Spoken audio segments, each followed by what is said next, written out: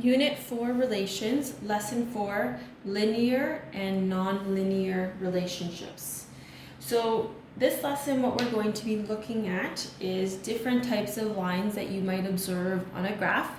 So the first one is called a linear relationship, and this is an example of a linear relationship. And I want you to highlight the word line that appears in the word linear. So linear relationship means that it forms a straight line on a scatter plot. So if you have a scatter plot that you've done and you can join them in a straight line, then it forms a linear relationship. Sometimes your scatter plot, the points might vary. Like if you remember from the graph that we did with the marks and the students studying, you would notice that not all of the points fall directly on a straight line. So when this occurs, you would draw something called the line of best fit. So a line of best fit is a straight line that goes through most of the points on a scatter plot. And then what you also want to do is you position your ruler like this. So you try to position it in the right spot. And then you also want to make sure that the number of points above and below should be equal. If you have an odd number of points above or below, then you want to just keep them as close as possible. So for example, this one would be 2 and 2, so that would be balanced.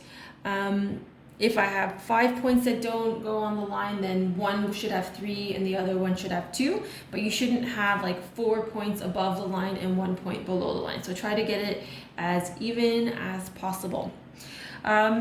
If your scatter plot shows points that don't form a line but can actually form a curve, then we call this a nonlinear relationship. So nonlinear just basically means it does not form a straight line. Just like in a straight line, you can make a line of best fit.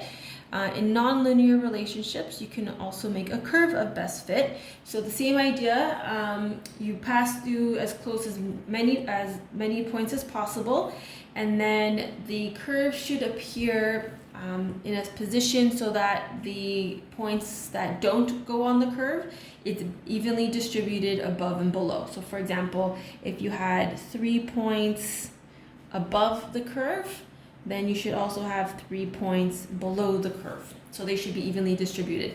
If you have an odd number, then again, just like the previous example, you want to get them as close as possible. So then let's say you had 4 above, then the other one would be 3 below or 5 below.